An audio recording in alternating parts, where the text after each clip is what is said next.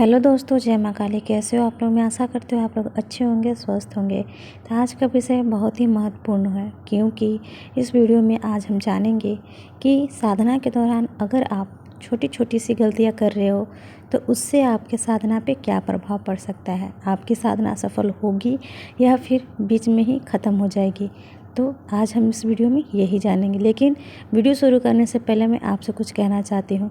बहुत से ऐसे लोग हैं जो वीडियो देखते हैं यूट्यूब पे, बहुत सारे वीडियो आपको साधना के रिलेटेड मिल जाएंगे, लेकिन जो भी व्यक्ति वीडियो देखने जाते हैं वे वीडियो को ध्यान से नहीं सुनते हैं।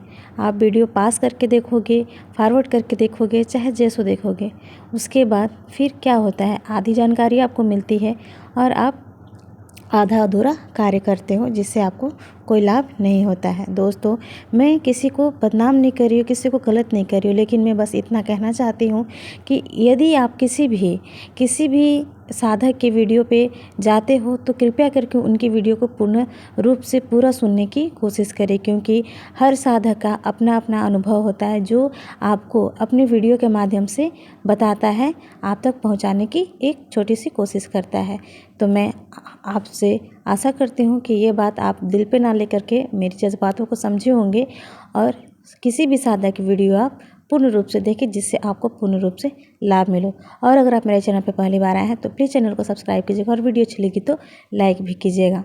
दोस्तों, अगर आप साधना से जुड़े हुए हैं, अगर आप अपने इष्ट देव की मंत्र को जाप करते हो, उनकी साधना करते हो, उनकी पूजा करते हो, तो आपको बहुत सारी ऐसी चीज़ें होती है छोटी छोटी साधना में, जिनका आपका प्रॉपर रूप से ध्यान रखना होता है।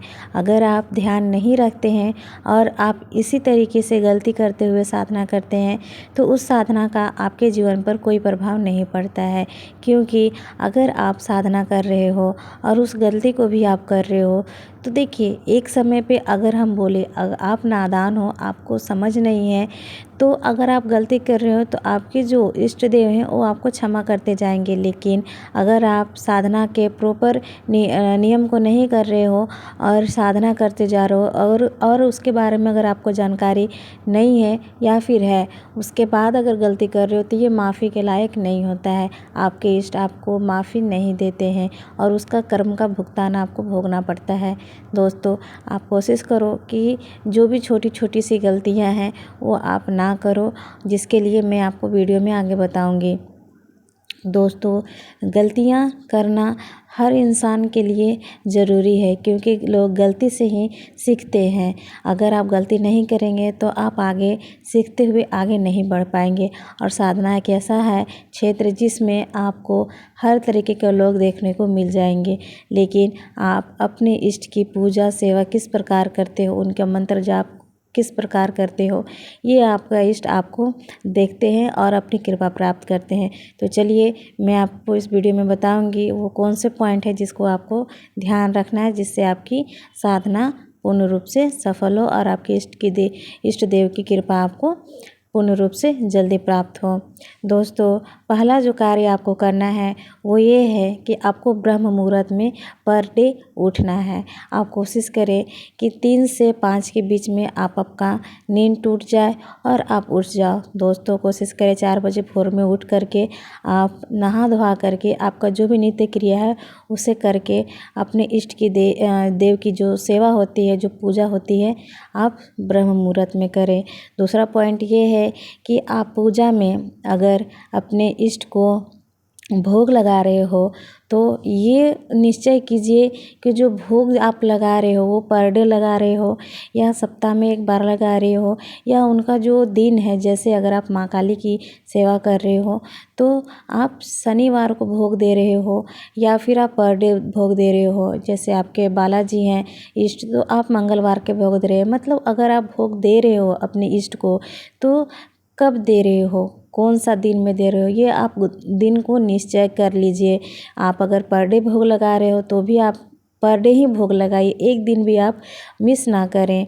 इससे आपके इष्ट देव की कृपा भी आपको जल्दी मिलेगी, क्योंकि उनको अपने शिष्य में जो टाइम को लेकर के, समय को लेकर के जो उनके शिष्य में होती है, देखने को मिलती है कि हाँ ये समय पे करता है, तो उससे माँ या फिर आपकी जल्दी प्रसन्न होते हैं। अगला पॉइंट ये है कि अगर आप आसन में माला जाप कर रहे हो तो माला जाप के बाद आप अपने आसन के नीचे जल को ज़रूर छोड़ें, जो इंद्रदेव के नाम से दिया जाता है। दोस्तों, अगर आप जाप के बाद इंद्रदेव के नाम से जल आसन के नीचे गिरा करके अपने थर्ड आई और अपने दोनों आँखों पे नहीं लगाते हैं, तो इससे आपकी जाप की सारी ऊर्जा इंद्रदेव लेकर के चले जाते हैं। तो अगला पॉइंट ये है कि आप अगर माला जाप कर रहे हो तो कोशिश करें कि माला को आप गोमुखी में रख करके, या फिर अगर आपके पास गोमुखी ना है तो आप उस माला को अपने जो वस्त्र जो आप पहने हैं उसके मतलब ऊपर जो दुपट्टा वगैरह जो आप लेते हैं सिर पे ले कर के ढकते, उससे आप उसे ढक करके मंत्र जाप करें। कहा जाता है कि अपने माला को जो होता है हर किसी को दिखाना नहीं चाहिए। अगला पॉइंट ये है कि अगर आप मंत्र का उच्चारण कर रहे हैं तो आप मंत्र का उच्चारण मानसिक रूप से करें, बोल बोल कर ना करें, क्योंकि अगर आप ऐसा करते हो तो आपके जो मंत्र हैं वो अगल बगल बैठे सारे लोग सुनते हैं, साथ ही नकारात्मक शक्तियाँ भी सुनती हैं, जिससे आपकी साधना में दिक्कत आ सकती है। अगला पॉइंट ये है कि जब भी आप मंत्र जाप करें अपने सिर को ढक करके करें, क्योंकि अगर आपके सिर पे डायरेक्ट मंत्र जाप की जो ऊर्जा होती है वो गिरेगी तो इससे आपका शरीर में बहुत सारी चीज़ें की उथल पुथल हो सकती है, आपकी तबीयत वगैरह ये सब ख़राब हो सकता है। तो कोशिश करें कि जब भी पूजा, नॉर्मली इंसान भी कोई पूजा करता है तो अपना सिर को ढक करके ही करता है, तो आप भी ऐसा ही करें। अगला पॉइंट ये है कि अगर आप जब भी आसन पर बैठने जाते हो तो सबसे पहले आप अपने आसन को प्रणाम करें। बिना आसन को प्रणाम किए आप आसन पे जा कर के ना बैठे। और अगर आप मंत्र जाप वगैरह पूजा सब कुछ आपका समाप्त हो जाता है तो आसन को उठा करके, प्रणाम करके उठा करके उसे साफ़ सुथरा जगह पे रख दें। अगला पॉइंट ये है कि दोस्त, आपका जो भी जो जाप की माला है और जो आसन है ये आप अपने लिए रखें। कोशिश करें ये आप किसी और से शेयर ना करें, कोई आपका आसन या माला यूज़ ना करे, इस चीज़ का आपको ध्यान रखना है।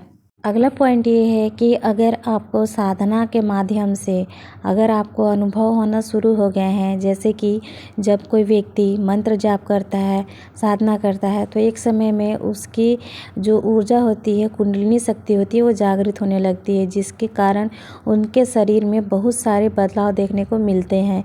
तो अगर आप भी ऐसा आपके साथ भी हो रहा है या फिर आपको आपके इष्ट का संकेत मिल रहा है, जिन व्यक्ति का कुंडलिनी पूर्ण रूप से जागृत हो जाती है उन्हें अपने एक इष्ट की संकेत भी मिलना शुरू हो जाती है, उन्हें अनचाही बातों का पता होना लगने लगता है। तो अगर आपके साथ भी ऐसा कुछ सिम्टम्स हो रहा है तो आप कोशिश करें कि ये बातें आप किसी से शेयर ना करें, क्योंकि अगर आप ऐसा करते हैं तो आपके पास जो शक्तियाँ आ रही है आपके पूजा से, आपके मंत्र जाप से, साधना से खुश होकर के वो सारी शक्तियाँ आपसे दूर चली जाएंगी।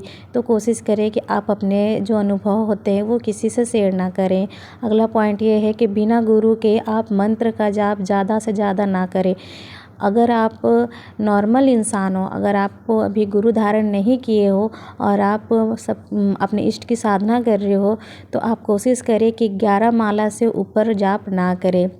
अगला पॉइंट ये है कि जब भी आप मंत्र जाप करें तो अग्नि तत्व का मंत्र जाप पहले ना करें, पहले आप जल तत्व का मंत्र का जाप करें। जैसे कि जल तत्व का जो मंत्र है वो ओम गम गणपते नमः कर सकते हैं, ओम नमो भगवते वासुदेवाय नमः कर सकते हैं, या फिर सबसे सरल ओम नमः शिवाय। आप इन 3 मंत्र में से किन्हीं एक मंत्र का जाप आप पहले करें, उसके बाद ही आप अग्नि तत्व का मंत्र का जाप करें। इससे आपकी ऑरा में और आपके शरीर में बैलेंस बना रहेगा।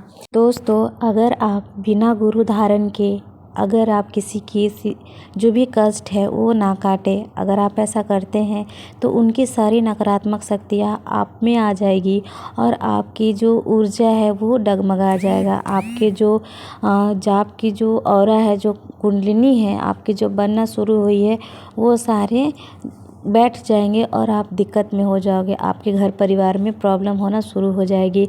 तो बिना गुरु धारण के या बिना सिद्धि को प्राप्त किए आप किसी का भी कष्ट को ना काटें, इस चीज़ का ध्यान दें। अगला पॉइंट ये है कि बिना गुरु की आप कभी भी किसी भी चीज़ को जिसकी आपको जानकारी ना हो वो चीज़ आप ना करें, क्योंकि अगर आप ऐसा करते हैं तो माँ काली या फिर जो भी आपके इष्ट है वो आपसे नाराज़ हो जाएंगे, क्योंकि आप नियम वगैरह नहीं जानते हैं। आप देखिए, मैं आपको पहले वीडियो में बोली कि अगर आपसे अनजाने में कोई गलती हो रहा है तो आपको माफ़ी दी जा सकती है, लेकिन अगर आप जानबूझ कर के गलती कर रहे हो तो उसमें आपके इष्ट आपको माफ़ी ना दे करके दंड देते हैं। तो कहीं ना कहीं ये चीज़ भी आप चीज़ को ध्यान रखना होगा कि जिस चीज़ का आपको जानकारी ना हो, बिना गुरु के आप वो चीज़ करने की कोशिश ना करें। तो दोस्तों, मैं आशा करती हूँ कि मेरे द्वारा दी गई ये जानकारी आपको अच्छी लगी होगी। तो कमेंट बॉक्स में जय माँ काली लिखना मत भूलिएगा। जो भी बच्चे हैं जो भी चाहते हैं कि उनको ये परेशानी हो, इस टॉपिक पर वीडियो में बना करके डालूँ, तो आप कमेंट बॉक्स में अपनी परेशानी लिख सकते हैं, या फिर आपको किसी चीज़ की जानकारी चाहिए, अगर आप चाहते हैं कि मैं उस वीडियो बनाऊँ उस टॉपिक पर, तो भी आप अपनी जानकारी के द्वारा लिख सकते हो कि मुझे इस चीज़ की जानकारी चाहिए। मैं पूर्ण रूप से कोशिश करूँगी कि आपकी जो दुविधा है वो मैं दूर करूँ। तो मिलेंगे नेक्स्ट वीडियो में नेक्स्ट टॉपिक के लिए, तब तक के लिए जय माँ काली।